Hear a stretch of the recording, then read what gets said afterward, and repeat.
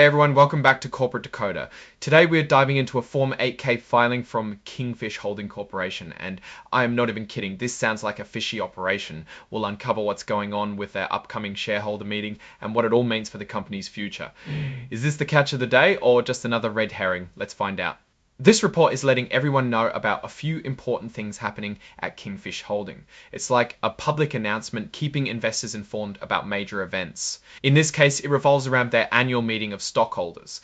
Now, because Kingfish Holding doesn't have a class of securities registered under Section 12 of the Securities Exchange Act of 1934, the company is only subject to some of the reporting requirements. This means they aren't fully subject to the proxy rules under the Exchange Act, so they're doing things a little differently when it comes to their shareholder meeting. Instead of a traditional proxy statement, they're distributing what they call an information statement to their stockholders. This statement will cover everything that will be discussed and voted on at the upcoming annual meeting, along with a copy of the company's Form 10K for the fiscal year ended September 30, 2024. Think of it as a detailed guide to help stockholders make informed decisions.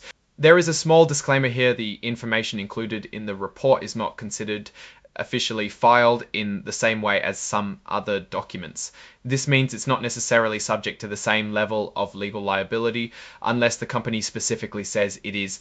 Moving on, the report tells us that the board of directors decided on April 8, 2025 to hold their annual meeting on May 8, 2025. It's all happening at their address in Bradenton, Florida at 6:00 p.m. Tampa time. At this meeting, the stockholders are going to vote on a few key things. First, they'll be electing 7 directors to the board. Second, they'll be asked to approve the selection of Astra Audit and Advisory LLC as their independent accounting firm for the fiscal year ending September 30, 2025. Basically, they're confirming who will be checking the company's financial books. And finally, they'll handle any other business that comes up properly at the meeting. Only those who were stockholders as of April 8, 2025 get to vote, and here's an important detail: the company won't be soliciting or asking for any proxies. This means that if you want to vote, you'll either need to attend the annual meeting in person or make sure your proxy is there to vote for you.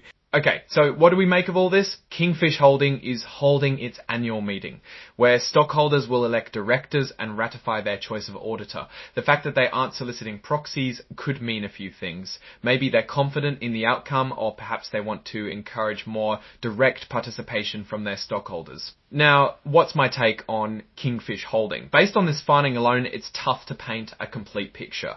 We need more information, especially those financial statements that are included in the information statement, to truly understand this company. I want to see those numbers. But based on what we have, here's a preliminary assessment. Not soliciting proxies could empower the stockholders, but at the same time, this also reduces voter turnout, which could be beneficial to the current board. Overall, the company seems to be on a steady course, handling routine matters like director elections and auditor ratification. However, the lack of proxy solicitation is a bit unusual and worth keeping an eye on. In conclusion, Kingfish Holdings' annual meeting is on the horizon, and while some aspects seem standard, the company's approach to stockholder engagement warrants further attention. Thanks for watching, and if you found this breakdown helpful, please like, comment, and subscribe for more deep dives into the world of corporate filings.